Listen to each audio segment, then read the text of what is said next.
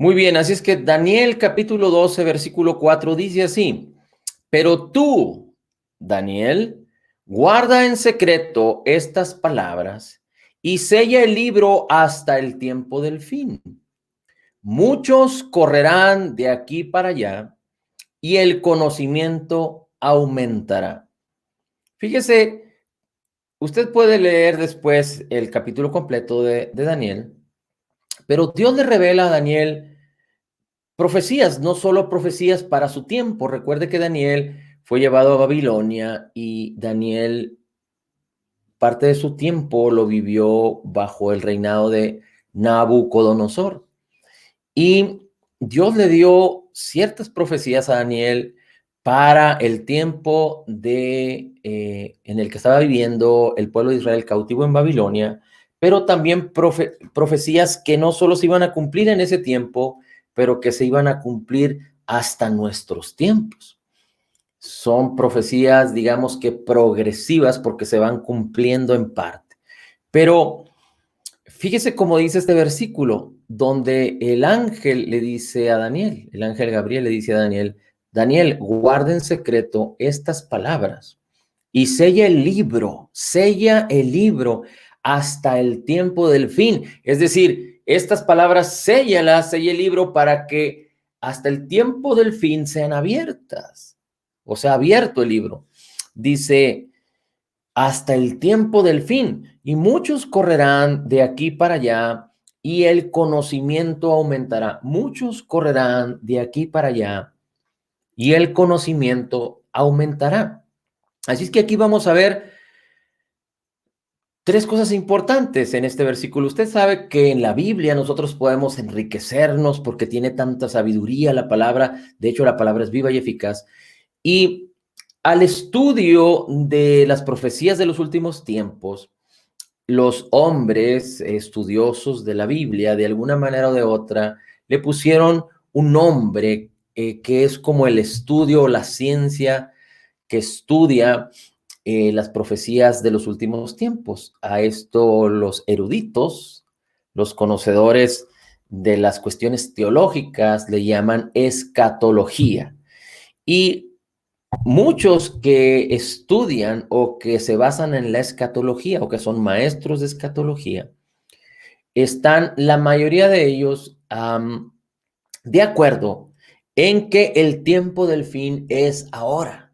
Es decir, a nuestra generación nos ha tocado vivir el tiempo del fin. Y hay muchas señales que Dios habla en Mateo 24, el mismo Señor Jesucristo declarando estas señales, y hay muchas otras señales que el apóstol Pablo habla en Corintios, en Tesalonicenses, y hay muchas otras palabras que el Señor habla en Pedro, en Jacobo, Santiago, y también que se revelan en Apocalipsis. Pero para que la escatología pueda revelar la verdad, se requiere estudiar Daniel a la luz de Apocalipsis y Apocalipsis a la luz del profeta Daniel, porque concuerdan. Y no es sencillo estudiar al profeta Daniel y no es sencillo estudiar Apocalipsis. Pero recuerde, no se trata de los que sean más sabios humanamente hablando, se trata de todos aquellos que permitan que el Espíritu Santo les revele la palabra. Porque dice el apóstol Pablo a Timoteo, toda palabra es inspirada por Dios y es útil para enseñar, para exhortar, redarguir, corregir, instruir en justicia. Y la palabra fue inspirada por el Espíritu Santo a hombres de Dios. Y es el Espíritu Santo el que revela la palabra. En 1 Corintios capítulo 2 dice la Escritura que para el hombre que no conoce a Dios, para el hombre incrédulo, para el hombre natural, así le llama la Biblia, las cosas de Dios son locura. Pero nosotros, los creyentes, los que hemos recibido a Jesús como Señor y Salvador, los que hemos nacido de nuevo, Dios nos dio su Espíritu Santo para que nos revele todas las cosas. 1 Corintios 2:12 dice que Dios nos dio su Espíritu para darnos a conocer las cosas que nos han sido concedidas. Así es que es el Espíritu de Dios, es el Espíritu Santo el que nos revela todas las cosas. El mismo Señor Jesús dijo que el Espíritu de verdad nos guiaría a toda verdad y nos enseñaría las cosas que habrán de venir. Así es que más allá de afanarnos por descubrir, digamos que los secretos del profeta Daniel y los secretos del Apocalipsis, vamos a compartir ciertas cosas en el sentido de no poner una posición única, pero de establecer ciertos fundamentos o verdades que equilibran la escatología, porque la mayoría piensa así, pero nosotros siempre vamos a estar afirmados y confirmados en Cristo, en su Espíritu Santo, en la palabra de su gracia y de su justicia. De tal manera que si no entendemos algunas cosas o no entendemos otras respecto a cómo van a venirse dando las profecías de los últimos tiempos, nosotros siempre vamos a estar seguros, firmes y constantes, porque nuestra roca de salvación es Jesucristo. Así es que aquí el profeta Daniel en el capítulo 12, versículo 4 dice, la escritura sella el libro hasta el tiempo del fin. Y los escatólogos afirman y confirman que estamos en el tiempo del fin. Hay quienes dicen que estamos en esta última generación, pero no definen o no determinan los tiempos, pero hay quienes dicen que el tiempo del fin prácticamente está a la puerta. Y muchos definen el tiempo del fin con la segunda venida de nuestro Señor Jesús. Recuerde que la primera venida es cuando Dios se hizo hombre y habitó entre nosotros y vimos su gloria, gloria como del unigénito Hijo de Dios hace 2000 años en la persona maravillosa, preciosa y divina de Jesucristo. Y Jesucristo en su ministerio manifestó el poder de Dios, manifestó la voluntad del Padre, Él se entregó a sí mismo porque ese era el propósito por el cual había venido a este mundo, para entregar su vida, para salvarnos, para redimirnos, para que a través de su obra terminada, completa y perfecta, fuéramos atraídos hacia Él y fuéramos transformados en nuevas criaturas. Y la segunda venida tiene que ver con su aparición por segunda vez. Ahora, es muy claro que la Biblia describe que para la iglesia son todos aquellos que han recibido a Jesús como Señor y Salvador. La iglesia es a partir de la muerte, sepultura y resurrección de Jesús a nosotros. Y digamos que prácticamente, para hacerlo un poquito más, digamos que protocolario, si pudiéramos poner esa palabra, la iglesia nació prácticamente cuando el Espíritu Santo descendió el día de Pentecostés y ungió y bautizó a los discípulos, a los apóstoles, y aquel día que Pedro abrió su boca en medio de judíos de muchas naciones que se habían reunido para las fiestas, se convirtieron 3000 y en los días siguientes 5000, y la iglesia creció de una manera extraordinaria. Podríamos decir que ahí nació la iglesia. Así es que la iglesia, el cuerpo de Cristo, estamos hablando desde aquella época de la muerte, sepultura y resurrección de Jesucristo, el día del Pentecostés, hasta nuestros días, hasta que Jesús venga. Y es muy claro que el apóstol Pablo recibió una revelación que no la recibió ningún otro de los discípulos. ¿Por qué? Porque la mayoría de los apóstoles que estuvieron con Jesús, por no decir que todos, porque no todos estuvieron como discípulos directos de Jesús. Recuerde que Judas Iscariote perdió su lugar y un hombre nuevo que fue escogido por el Espíritu Santo entre los hermanos se llamó también apóstol entre los 11 que quedaban, pero después apareció Pablo, en donde Pablo sí vivió en la época de Jesús, seguramente vio con sus ojos a Jesús, pero él perseguía a la iglesia, y no fue hasta que Jesús tuvo un encuentro con Pablo, mientras Pablo iba camino a Damasco a perseguir a los cristianos, en donde el apóstol Pablo es atraído al Señor Jesús y es convertido y nace de nuevo, y le fue revelada en un proceso de tiempo un misterio tan glorioso, y Pablo fue llevado y enviado por el Espíritu Santo a predicar a los gentiles.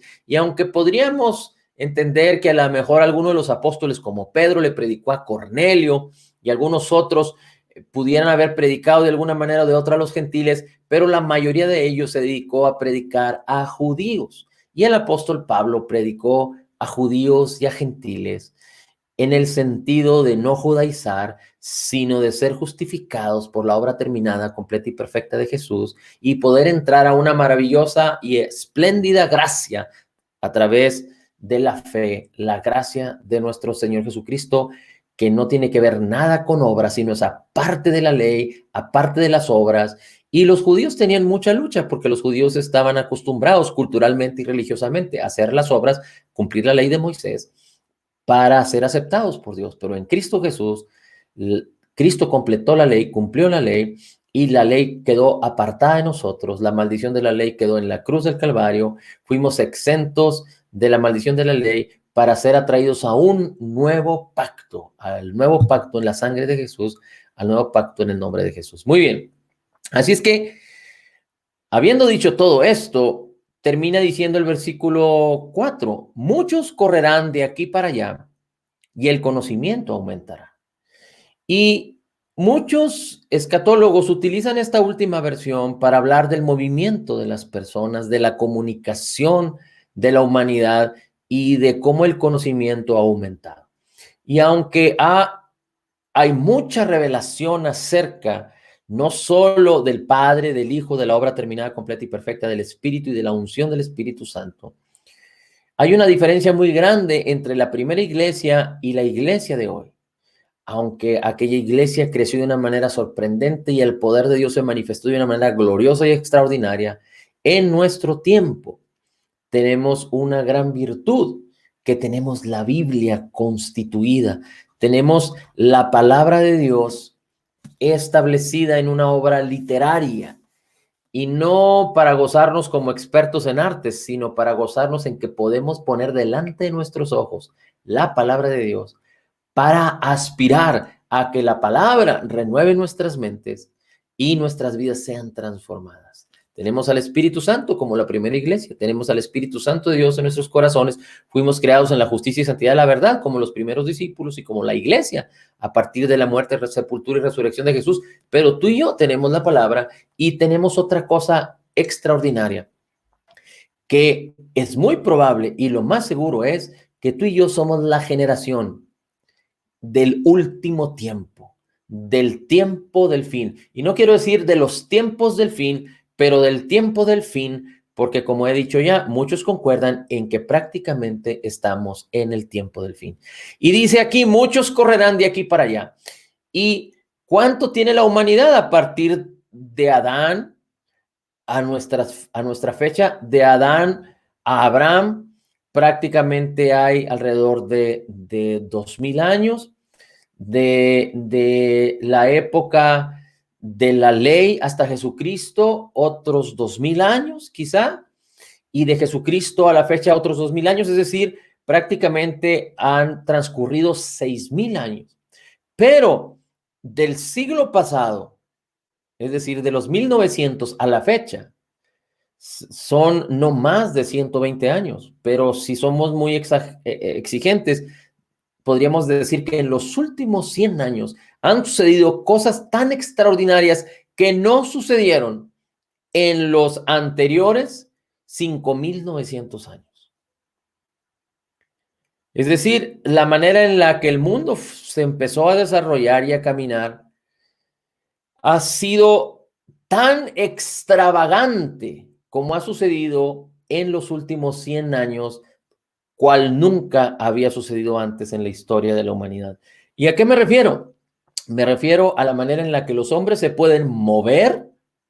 Ahorita una persona puede dar la vuelta al mundo en 24 horas en un avión. Ahorita una persona, digamos que la logística de los aeropuertos y todo esto, pero si alguien tiene un avión privado con suficiente tanque de gasolina para los aviones, el combustible para los aviones que pudiera volar, prácticamente puede ir en un día, puede visitar cantidad de países. Es decir, la manera en la que esto ha sucedido hoy, y de hecho esto de la aviación, esto de los viajes al interespacio, los viajes a la luna y más allá, el envío de artefactos a Marte, y creo que hasta han enviado a Júpiter, y bueno, tantas cosas que el hombre ha hecho, no solo en la manera de moverse de la humanidad de los hombres, de poder ir de aquí a allá. Pero de hecho, el mismo evangelio, la misma palabra de Dios ha corrido de aquí para allá, alrededor de todo el mundo. Y luego dice, y el conocimiento aumentará. Y en los últimos 100 años, recuerde, por ejemplo, hace alrededor de 100 años se inventó el automóvil, que corría a no más de 25 kilómetros por hora. Hablando de los deportes, hay personas que son velocistas y que corren a más de 25 kilómetros por hora, no sé si 28 kilómetros por hora, 30 kilómetros por hora o alrededor de ahí. Es decir, personas que corren como atletas más rápido que lo que corría el primer auto que fue inventado por el señor Ford. ¿Y cómo ha transcurrido el tiempo y ahora hay autos tan veloces, con una tecnología tan grandiosa, tan extraordinaria? Y cómo la ciencia ha aumentado y cómo las personas no solo pueden beneficiarse de la tecnología, pero la ciencia en todos los ámbitos, en todos los ámbitos. Y mire, déjeme decirle algo. El diablo es un imitador. El diablo se viste como ángel de luz para imitar lo que Jesús hizo. Y así como existe la fe, que es un fruto del Señor, el diablo se ha encargado de enseñar incredulidad a este mundo, que la incredulidad es algo similar a la fe, pero en sentido opuesto. Y así como Dios habla de esperanza, el diablo habla de desesperanza. Y muchos se han casado con la desesperanza. No porque el diablo se presenta de una manera brusca, digamos que fea o dañina, sino que se viste como ángel de luz para engañar, para seducir. Y el diablo es un imitador. Mientras Dios, nuestro Dios, es fiel y verdadero, el diablo es desde el principio mentiroso, es todo lo opuesto. Y el diablo también ha causado que el mismo conocimiento del hombre, que para muchos es provechoso, para usted y para mí, si sacamos provecho de las cosas que el hombre inventa, pues es una oportunidad que tenemos, pero el diablo también ha utilizado, por ejemplo, la manera en la que todo el mundo está comunicado a través de las redes sociales para promover pornografía, para promover maldad, para promover perversión, para promover afanes, para promover el deseo de los ojos, para que las personas amen al mundo y amen al dinero y amen las cosas vanas. El diablo se ha aprovechado de todas estas cosas en donde podemos tomar ventaja y ser bendecidos por ellas y mantenernos en el camino del Señor, pero el diablo también quiere suplantar las mismas cosas para que el hombre se aparte cada vez más de Dios, para que el hombre ignore a Jesús, para que el hombre, y hablo del género humano, rechace de alguna manera o de otra a la persona divina de Jesús y su obra terminada, completa y perfecta. Fíjese cómo es, tanto así de que en la época, en la historia bíblica, los hombres en su orgullo y en su vanidad y en su maldad quisieron hacer una torre tan alta para llegar hasta Dios y para convertirse como dioses. ¿Se acuerda usted? La Torre de Babel. Y Dios confundió ahí a los hombres y los confundió en sus lenguas y todos se dispersaron a todo el mundo. Yo recuerdo que la palabra del Señor dice que Dios les dio una promesa a los hombres para que se multiplicaran y fructificaran y llenaran la tierra. Pero en lugar de fructificar, multiplicarse y llenar la tierra, se juntaron todos en un mismo lugar y se quisieron hacer dioses. Bueno, el mismo diablo ha causado que en la sabiduría humana, que los mismos hombres quieran anhelar no solo clonar, es decir, convertirse en dioses, convertirse en algo en crear cosas, pero también han decidido inspeccionar más allá de lo que nuestros ojos ven, y me refiero a la tierra, para ir al espacio y para creerse dioses. De hecho, yo recuerdo algún comentario que alguien hizo alguna vez en donde un astronauta, no recuerdo si fue ruso, uno de los rusos, de los primeros que salió al espacio, Cuando regresó, habló muy convencido de la inexistencia de Dios, porque él pensaba, aunque no sé si creía que Dios existía o no, pero él pensaba que al salir al espacio exterior podía ver a Dios, pero como no lo vio, él habló de la inexistencia de Dios. Imagínense qué locura.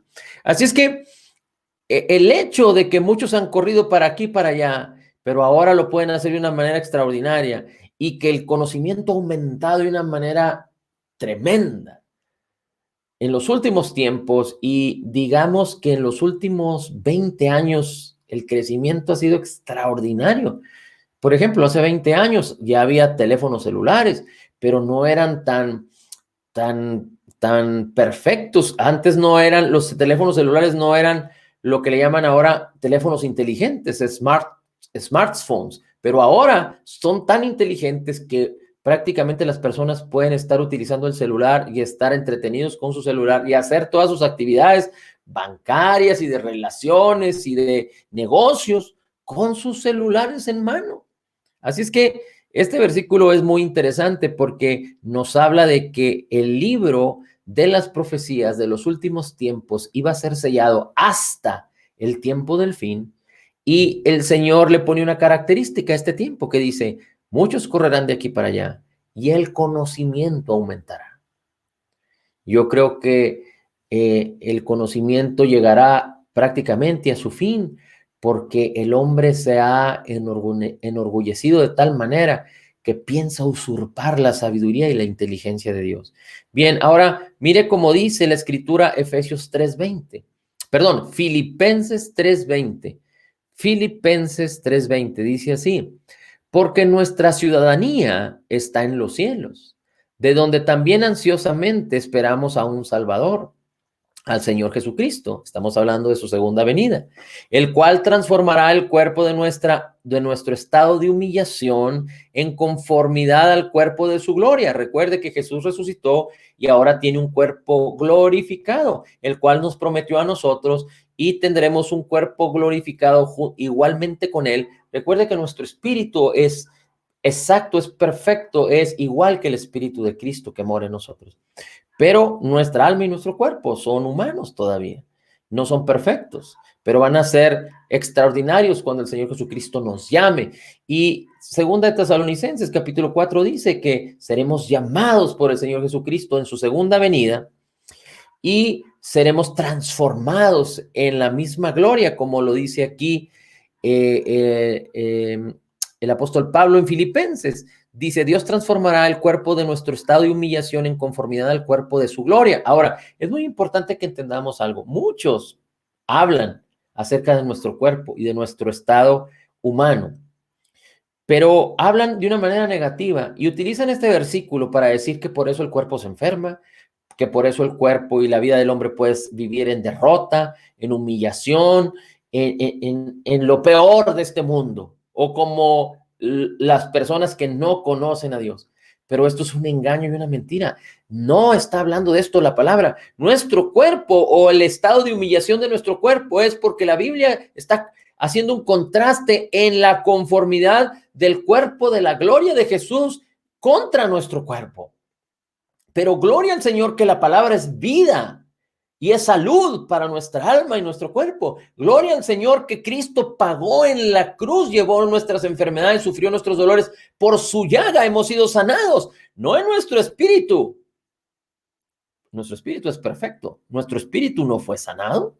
Dios quitó nuestra vieja naturaleza y nos dio un nuevo espíritu perfecto. Pero el poder de la palabra, el poder de su espíritu, el poder de la obra terminada, completa y perfecta de Jesús en el Calvario, tienen la gloria, la bendición, y a la cual tenemos acceso por la fe para que nuestra alma sea restituida, sea sanada en todos los aspectos y nuestro cuerpo viva en el poder de Dios, viva en la salud divina, viva en el vigor y en la fuerza como el águila, como el búfalo. Así es que es muy importante que no nos confundamos. Y claro, alguien que habla que está separado de Dios y alguien que habla que no cree en lo que Dios nos ha concedido por gracia en Cristo Jesús, alguien que habla, aunque sea creyente, que no cree no entiende o no conoce perfectamente lo que habla la obra terminada, completa y perfecta de Jesús en el Calvario. Puede conformarse a vivir como viven los demás, pero Dios nos trasladó de las tinieblas al reino de su Hijo amado. Así es que el reino mora en nosotros.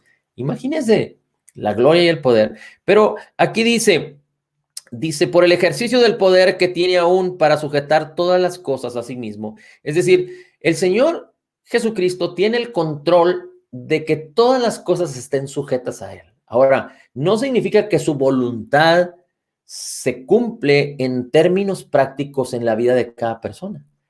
Los tiempos están diseñados, los tiempos están definidos, esos ya los habló el Señor y todo lo que habló se cumplirá tal cual. Pero no es la voluntad de Dios, no se aplica en automático sobre nosotros. Dios quisiera hacer su voluntad y Dios quisiera que la voluntad del reino de los cielos se manifestara aquí en la tierra, pero no depende de Dios, porque Dios le dio la autoridad y el derecho al hombre para decidir, para tomar autoridad y para permitir, para exponer, para manifestar o para ser el medio por el cual la voluntad de Dios sea manifiesta. Tan es así que muchos dicen que Dios tiene el control y que Dios hace las cosas de acuerdo a su voluntad. Inclusive hay creyentes que están estudiando y que van a presentar un examen y dicen que se haga la voluntad de Dios. Hay creyentes que están enfermos y se someten a un tratamiento, le dan gracias a Dios y dicen que se haga la voluntad de Dios. Hay creyentes que van y piden un préstamo para endeudarse y dicen, Señor, te doy gracias, que se haga tu voluntad.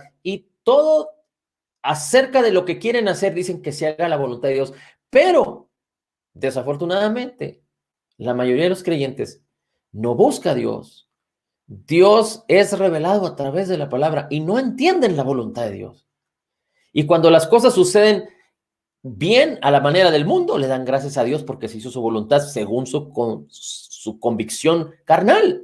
Pero cuando las cosas no van bien y andan mal, entonces dicen, es que Dios es misterioso en todos sus caminos. No, no están entendiendo, no tienen la revelación de la palabra y desafortunadamente no entienden que Dios no puede aplicar su voluntad en nosotros si nosotros no decidimos que su voluntad sea hecha. Y nosotros no podemos decidir que su voluntad sea hecha si no entendemos su voluntad, si no entendemos la naturaleza de Dios, si no entendemos el corazón de Dios, si no entendemos la obra terminada, completa y perfecta de Jesús, si no entendemos la abundancia de su gracia y el regalo de su justicia. Si no entendemos que Dios nos dijo para hacer, no para pedirle a Él que lo haga, porque Él nos dijo, tú tienes que hacerlo, y también no podemos pedirle a Dios que nos dé cosas que ya nos dio.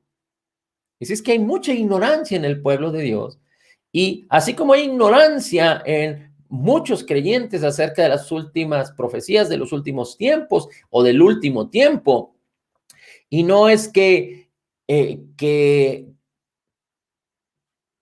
hemos dicho que no es fácil entender Daniel, no es fácil entender Apocalipsis, no es fácil entender las profecías de los últimos tiempos. El Espíritu tiene que revelarnos esto. Pero yo pienso que no se trata que el creyente con diligencia esté buscando y no encuentre la respuesta de los últimos tiempos, pero más bien es la pereza, es la posición del creyente de no interesarle porque ha sido atrapado por la corriente de este mundo. Ahora, conocer los últimos tiempos, no muchos hablan, hay mucha gente que está hablando profecías y que tuvo un sueño, bla, bla, bla. El apóstol Pedro dice que la palabra profética, la palabra escrita, la palabra que tú y yo tenemos, es la palabra profética más segura. Así es que no podemos estar confiando en lo que cada persona sube videos y tiene sueños, mientras no vayan de acuerdo al marco de la palabra. Mientras el Espíritu Santo no esté revelándolo de una manera consistente en la vida de los creyentes, en la vida de la iglesia, el cuerpo de Cristo, no podemos estar considerando tantas cosas que muchas personas hablan y dicen. Y no estoy diciendo que las personas no estén teniendo sueños y no estén escuchando voces, no. Pero lo que estoy diciendo es que Dios es Dios y su palabra escrita, su palabra profética, es más segura que cualquier voz que tú puedas escuchar o que cualquier mensaje que otro pueda decir que no esté de acuerdo a la palabra de nuestro Señor Jesucristo. Bien, ahora, así es que nuestra ciudadanía está en los cielos. Es tan importante que el creyente pueda entender que no ya no es el mismo que era antes. Fíjese cómo dice la escritura en Hebreos capítulo 4. Hebreos capítulo 4 dice el versículo 1. Hebreos capítulo 4, 1. Por tanto, temamos o tengamos temor de Dios, no sea que permaneciendo aún la promesa de entrar en su reposo, alguno de vosotros parezca no haberlo alcanzado. No sea que, permaneciendo aún la promesa de entrar en su reposo, alguno de vosotros parezca no haberlo alcanzado. Y el reposo tiene que ver con entrar en el descanso de nuestro Señor Jesucristo, en reconocer a plenitud la obra terminada, completa y perfecta, y lo que Jesús dijo, que pusiéramos nuestros ojos en Él, para no desvirtuar la palabra, para no irnos siguiendo a otras voces o otras visiones, sino que pusiéramos nuestros ojos en Jesús, el autor y consumador de la fe. Y fíjese cómo dice el versículo 11 de Hebreos 4. El versículo 11 dice, por tanto, esforcémonos por entrar en ese reposo, no sea que alguno caiga siguiendo el mismo ejemplo de desobediencia. Y habla de la desobediencia del pueblo de Israel. Pero dice, tenemos que esforzarnos por entrar en el reposo. El mismo Señor Jesús dijo, venid a mí los que estéis trabajados y cargados, y yo os haré descansar. ¿Sabe cuál es el mal que abunda en el mundo en estos últimos años y más en los últimos 2, 3 años? El mal que más abunda, que está destruyendo al hombre y matando al hombre, es el estrés, es el exceso de trabajo. Y no estoy hablando de trabajo para ganar dinero, sino de las preocupaciones y los afanes y la carga, las presiones, las desilusiones. El estrés está matando a mucha gente. El temor, la incredulidad. Y el Señor Jesús dice en su palabra, esforcémonos por entrar en ese reposo. El Señor Jesús dijo, venid a mí los que estéis trabajados y cargados, que yo os haré descansar. Y es opcional, porque nosotros somos los que tenemos que decir, estoy trabajado y necesito descanso. Pero no es que solo algunos sean los cansados. No, todo hombre separado de Dios está cansado, estresado, atribulado, necesita entrar en el reposo. Y el único reposo que podemos, el reposo de Dios al cual podemos entrar o al cual deberíamos de entrar todos los hombres, solo es a través de Jesús y de su obra terminada, completa y perfecta. Y el reposo tiene que ver con la abundancia de su gracia y el regalo de su justicia para confiar plenamente en Él y no tener condenación, no tener temor y no estar viviendo en una exigencia y condenados y culpados, porque eso mata, eso amarga el corazón y eso destruye la vida de las personas y de las familias. Así es que el escritor de Hebreos dice que debemos considerar, amar a Dios, tener temor de Dios para entrar en su reposo y no estar en aquel orgullo y en aquel vigor creyendo que todo lo podemos y que con nuestras fuerzas y nuestros méritos nadie puede agradar a Dios en sus méritos, ni con su oración, ni con sus 300 horas de lectura de la Biblia al mes, ni con sus esfuerzos o actividades a favor de muchos, ni con dando todo el dinero y entregando su vida. No, sin fe es imposible agradar a Dios. Sin fe es imposible agradar a Dios. Y por último, acompáñeme a primera epístola o la primera carta del apóstol Pablo a Tesalonicenses. Primera carta del apóstol Pablo a Tesalonicenses, capítulo 4, el versículo 13. Estos versículos ya los hemos leído muchas veces, seguramente usted ya los conoce, pero el Señor le revela al apóstol Pablo hablando a tesalonicenses, a la iglesia, y le dice, tampoco queremos, hermanos, que ignoréis acerca de los que duermen, para que no se entristezcáis o no se entristezcan vuestros corazones como los que no tienen esperanza. ¿Quiénes son los que no tienen esperanza? Los que no conocen a Dios. Los que no conocen a Dios pueden ser todos los incrédulos, los no creyentes y todos los que son nacidos de nuevo, pero que tampoco conocen a Dios. Conocer al Señor es tener comunión con la palabra, tener comunión con Dios, tener comunión con el Señor, entender lo que Él es, lo que hizo, lo que ahora tú y yo somos, quiénes somos en Cristo Jesús. Y la esperanza, los que no tienen esperanza es porque tienen desesperanza.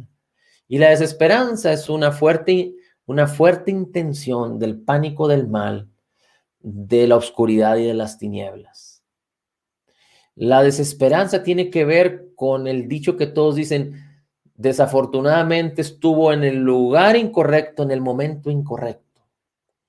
Pero la esperanza a la que tú y yo hemos sido llamados es una intensa conocimiento anticipado, una intensa apreciación y compasión y atesoramiento de la palabra de benignidad y de bondad que proviene de Dios por causa de Jesús para tu vida y para mi vida. ¿Y cómo podemos apropiarnos de todo ello a través de la fe? Es una intensa anticipación de todo el bien que Dios ya hizo para con nosotros en Cristo Jesús.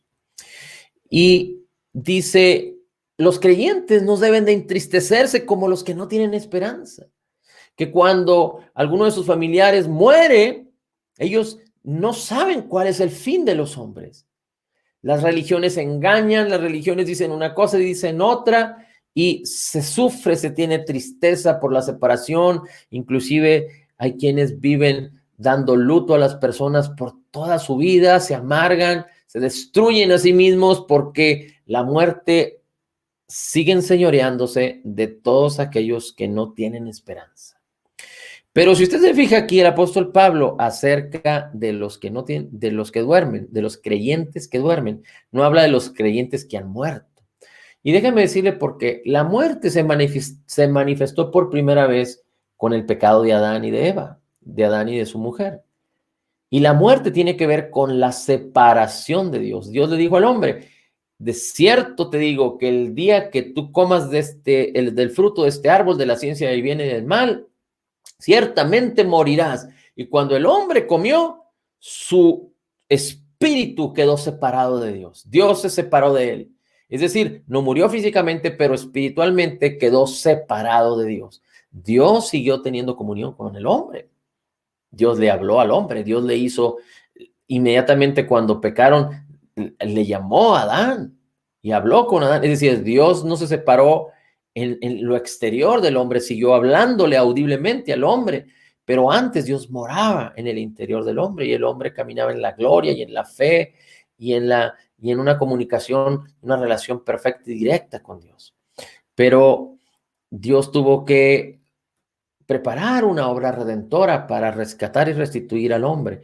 Así es que al hombre caído, al hombre en pecado. Así es que los que no tienen esperanza se entristecen, pero dice el apóstol Pablo que todos aquellos que han dormido en Cristo el creyente debe tener esperanza.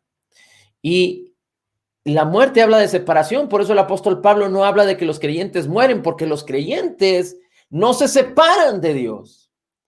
Porque si tú y yo somos creyentes nacidos de nuevo, el Espíritu de Cristo mora ya en nosotros, y lo que sucede cuando un creyente duerme es que el Espíritu, tu Espíritu y el Espíritu de Cristo salen del cuerpo y el cuerpo queda sin vida, pero tú no quedas separado de Dios porque tú ya estás unido en una unidad perfecta con el Espíritu de Cristo. Tú ya estás unido con Cristo. Así es que todos aquellos que a veces piensan y dicen que cuando un creyente duerme se va a estar cara a cara con el Señor Jesucristo en el sentido espiritual, técnicamente no están del todo correctos, porque técnicamente tú y yo estamos unidos a Cristo en nuestro espíritu. No es que vamos con nuestros cuerpos ver de la gloria de Jesús cara a cara, no. Sino que nuestro espíritu ya está cara a cara con Cristo en el ámbito espiritual. Así es que lo que sucede, el apóstol Pablo les decía, es que sus familiares que murieron, que fallecieron en Cristo, siguen estando en unidad perfecta con Cristo en el ámbito espiritual. Su espíritu salió de sus cuerpos. Eso le sucedió también al apóstol Pablo. El apóstol Pablo murió, fue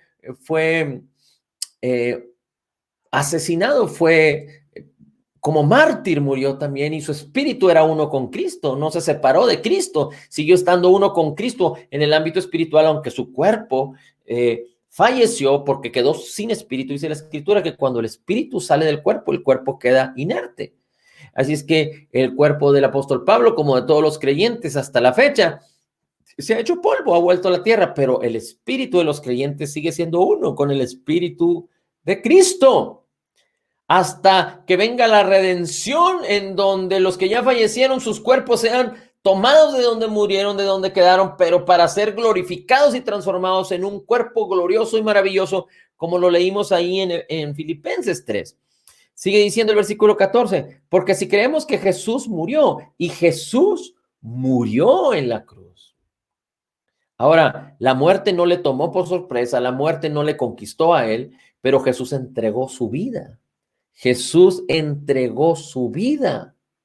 Dice, y resucitó, esto es lo importante, y también dice, así también Dios traerá con Jesús a los que durmieron con él. Así también Dios traerá con Jesús, porque Jesús descenderá a las nubes, y entonces Dios traerá a Jesús, por decirlo así, y entonces los que ya fallecieron vendrán a Cristo con cuerpos glorificados. Estamos hablando del ámbito, digamos que técnicamente físico, por decirlo así, aunque nuestros cuerpos ya no tendrán una relación 100% física, aunque podrán ser palpados. Recuerde que cuando el Señor Jesucristo se apareció resucitado con un cuerpo glorificado a sus discípulos, le dijo a Tomás, aquí están mis manos, aquí está a mi costado, toca mis manos. El cuerpo glorificado puede ser palpado, pero ya no está limitado por el espacio y por el tiempo. Y dice la Escritura, por lo cual decimos estas palabras. Dice que el Señor, dice en el versículo 15, que nosotros que vivimos, que habremos quedado hasta la venida del Señor, no precederemos a los que durmieron, no iremos primero con Cristo de los que durmieron, sino los que dice el Señor mismo con voz de mando, con voz de arcángel y con trompeta de Dios descenderá del cielo y los muertos en Cristo resucitarán primero y después nosotros, los que vivimos, los que hayamos quedado, seremos arrebatados juntamente con ellos en las nubes para recibir al Señor en el aire y así estaremos siempre con el Señor. Es decir, unidos con el Señor, ya no ni nuestro espíritu, que sigue siendo uno perfecto y en unidad con Cristo, pero ahora nuestros cuerpos, ya en todo nuestro ser, de una manera perfecta, estaremos con Cristo, estaremos con Cristo, estaremos con Cristo para siempre. La primera muerte se dio cuando el hombre tomó del fruto del árbol de la ciencia, del bien y del mal, y Dios y el hombre fue separado de Dios en el ámbito espiritual. La segunda muerte vendrá cuando el hombre, por rechazar a Dios, por rechazar la obra terminada, completa y perfecta de Jesús, en el juicio del gran trono blanco, sea llevado a la muerte eterna, separado de Dios para siempre. Dice la Escritura, al infierno, al lago de fuego. No sé si usted recuerda las palabras que dice que los incrédulos, los hipócritas y etcétera, etcétera, los que no tienen a Cristo, serán echados fuera donde hay tinieblas. Bueno, esta simplemente es una previa apreciación de lo que sucederá en el fin de los tiempos,